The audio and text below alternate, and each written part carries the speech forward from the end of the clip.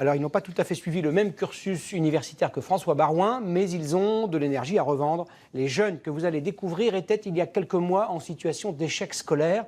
Le sport leur a redonné l'envie d'étudier, de se former et d'apprendre un métier.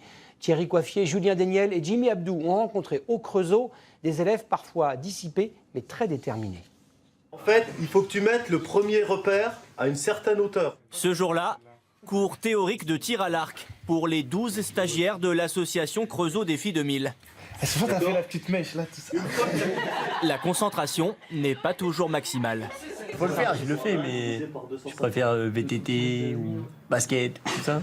Ça, c'est mieux. Quand ça bouge, en fait, quand je suis assis, j'aime pas ça. La pratique du sport, voilà ce qu'ils préfèrent. Les stagiaires doivent maîtriser 6 activités comme le VTT ou la randonnée afin d'obtenir le diplôme d'animateur sportif. Bien vers l'arrière, bien vers l'arrière. Voilà.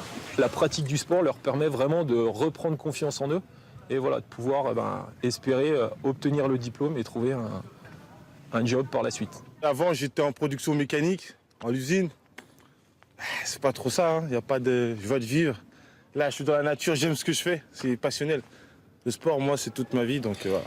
Financée par la région Bourgogne et l'Union européenne, cette association assez unique a déjà formé plus de 300 jeunes au métier d'animateur sportif. J'ai pas trouvé de travail avec ma formation que j'avais fait avant.